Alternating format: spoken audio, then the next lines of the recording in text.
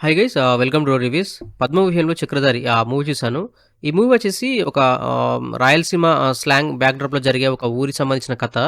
ఒక ఊరిలో కరెంట్ పని చేసుకునే హీరో ఫ్రెండ్ ఉంటాడు. అండ్ అప్పులు ఎక్కువగా ఉన్న హీరోయిన్ వాళ్ళ డ్యాడీ ఉంటాడు.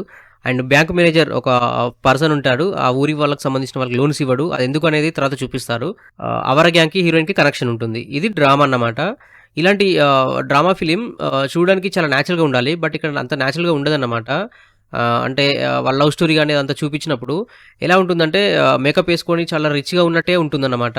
బట్ ఊర్లో ఉన్న వాళ్ళు ఎలా ఉంటారో అలా మేకప్ చేసి ఆ లవ్ స్టోరీ చూపిస్తే ఇది చాలా బాగా మనకి కనెక్ట్ అయ్యేది. అండ్ డీఓపీ చాలా రెగ్యులర్ ఫ్రేమ్స్ పెట్టారు. దానివల్ల ఒక serial type off screen presence అనేది కనబడింది. అండ్ సాంగ్స్ బాగున్నాయి. ఎస్పెషల్లీ 'సువ్వి సువ్వి' సాంగ్ బావుంది. అండ్ 1 అవర్ వరకి మనకి ఎలాంటి ఎమోషన్ గాని, ఫైట్ సీక్వెన్సెస్ గాని అలాంటివి ఏమి ఉండవన్నమాట. జస్ట్ డ్రామా అలా వెళ్ళిపోతూ ఉంటుంది. అండ్ ఇంటర్వెల్ వచ్చేసరికి మనకి అవర గ్యాంగ్‌కి అండ్ హీరోయిన్ వాళ్ళ డ్యాడీకి అండ్ హీరోయిన్‌కి కనెక్షన్ చూపిస్తారు ఆ సీన్. అక్కడితోనే ఎండ్ అవుతుంది. దాని తర్వాత మళ్ళీ హీరోయిన్ అండ్ హీరో వాళ్ళ లవ్ స్టోరీ లవ్ బ్రేకప్ అలా సాంగ్ మళ్ళీ అలా వస్తుందన్నమాట. చాలా రొటీన్ అనిపించాయి అవన్నీ.